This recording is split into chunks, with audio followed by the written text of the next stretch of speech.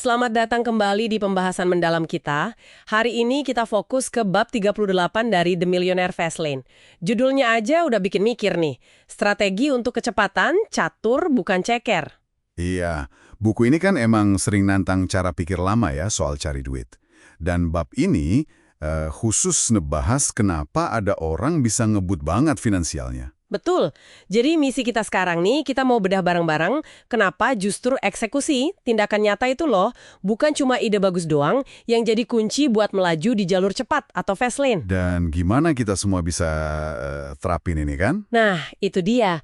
Mari kita bongkar. Yang seru tuh, gimana penulisnya pakai analogi permainan papan buat jelasin soal bisnis. Jadi ini bukan cuma soal kerja keras saja, tapi gimana kerja cerdas, pakai strategi yang pas. Kayak yang diulas di bab 38 ini. Oke, langsung aja deh ke analogi intinya.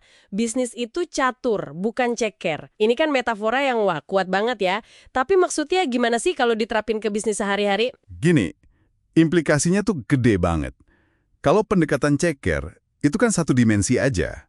Bidak geraknya sama semua. Strateginya simple. Seringnya, fokus utamanya cuma satu. Harga. Oh, jadi kayak naikin harga, turunin harga gitu ya? Iya, benar. Atau cari supplier yang lebih murah lagi. Pokoknya muter-muter di harga aja. Akibatnya, ya banyak yang kejebak di situ.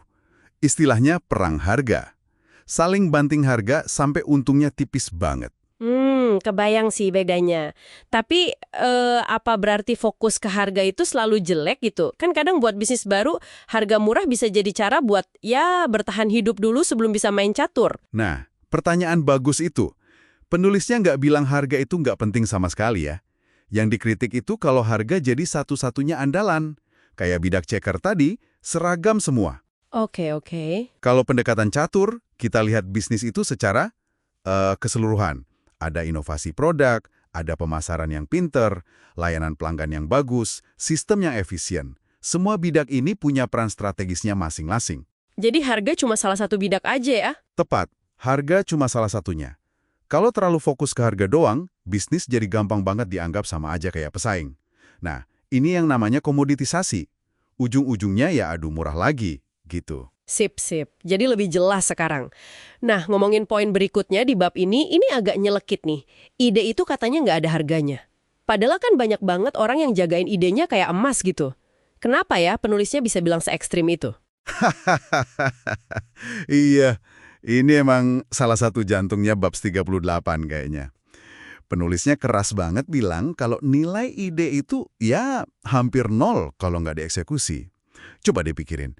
Mungkin sekarang aja ada ribuan orang punya ide yang plek sama kayak ide Anda. Wah, bener juga ya. Yang beneran bikin beda dan jadi pemenang, itu siapa yang bertindak? Siapa yang jalanin ide itu? Ada kutipan bagus, pemilik ide itu bukan yang mikirin, tapi yang ngerjain. Ide itu potensi doang, tapi eksekusi itu yang bikin gerak. Gitu. Jadi inget analogi mobil sport di garasi. Mobilnya sih kencang, idenya bagus, tapi ya percuma aja kalau nggak pernah dikeluarin dan digeber di jalanan. Eksekusi itu ngeluarin mobilnya ya. Nah, pas banget analoginya.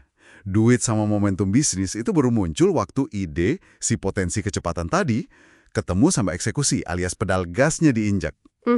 Penulisnya malah pakai istilah agak kasar ya. Ide tanpa tindakan itu cuma kentut neurologis. Mungkin biar negasin aja betapa pentingnya eksekusi itu. Ini bukan cuma soal punya rencana, tapi beneran ngerjain sesuatu. Oke, jadi kalau eksekusi sepenting itu, terus gimana bab 38 ini ngejelasin soal kecepatan di konteks fast lane?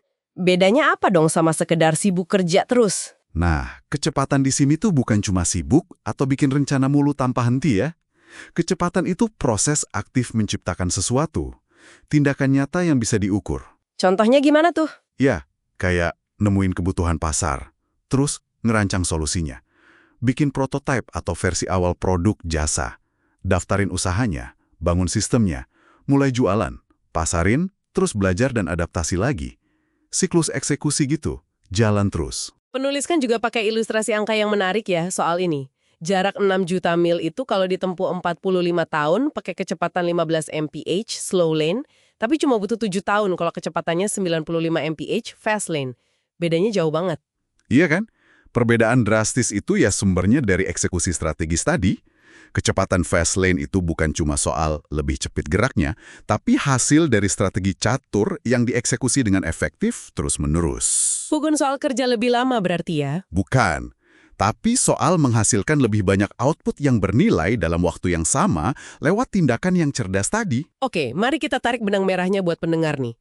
Mungkin Anda di rumah punya banyak banget ide bisnis atau proyek keren di catatan.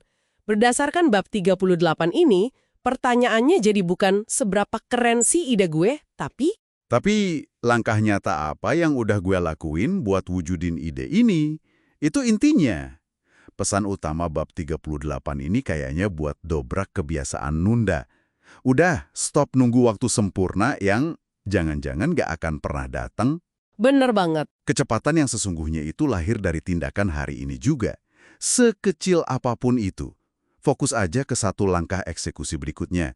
Apa yang bisa dilakuin sekarang? Jadi kalau dirangkum dari bab 38 Millionaire Fastlane, ngebut menuju sukses itu datangnya dari eksekusi tanpa henti, pakai strategi multidimensi, kayak main catur. Bukan malah kejebak main ceker yang fokusnya cuma harga doang. Ide Anda baru beneran bernilai kalau mulai dikerjain. Betul. Mikirin ide itu gampang, nyaman malah. Eksekusi itu yang, nantang. Tapi ya, disitulah bedanya antara pemimpi sama pelaku di jalur cepat. Ini jadi bikin kita mikir ya. Ide brilian Anda yang berikutnya itu nggak akan mengubah apa-apa sampai Anda beneran mulai. Jadi, coba renungkan ini deh. Langkah konkret paling kecil apa yang bisa banget Anda lakuin hari ini untuk mulai menggerakkan ide itu? Dari sekedar di kepala, jadi kenyataan. Coba pikirin itu. Sampai jumpa di pembahasan mendalam kita selanjutnya.